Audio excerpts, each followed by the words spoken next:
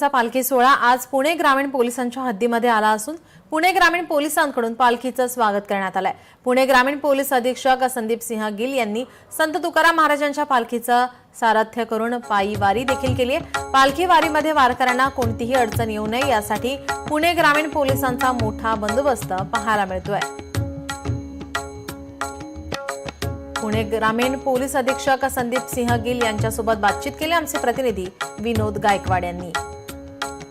जगद्गुरु श्री संत तुकाराम महाराज यांचा पालखी सोहळा लोणी कारंबोळचा मुक्काम उठून आता दौंड तालुक्यातील यवतमध्ये खरं तर मुक्कामी असणार आहे। या मार्गावरून पुणे सिटीतला जो काय मुक्काम उरकून पुणे ग्रामीण भागामध्ये खरं तर ही पालखी येते। या पुणे ग्रामीण भागामध्ये पालखी येत असताना पुणे ग्रामीणचे पोलीस अधीक्षक यांच्याकडनं खरं तर पालखीचं उत्साहात खरं तर स्वागत करण्यात आलंय।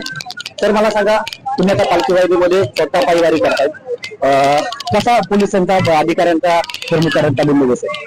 नमस्कार, रामकृष्ण हरी। काल 22 तारखेला श्री ज्ञानेश्वर मौलींची पालखी पुणे ग्रामीण पोलीस जिल्ह्याची हद्दीमध्ये प्रवेश केली आहे।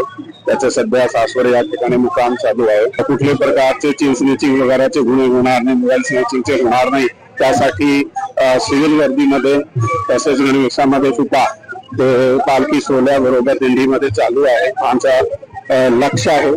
काल अशा प्रकारची 1-2 घटना झाल्या होत्या, आम्ही आरोपी पकडले होते पेशंडेवाडी या ठिकाणी, आणि आज सुद्धा आमच्या टीम एकदम सतर्क आहात।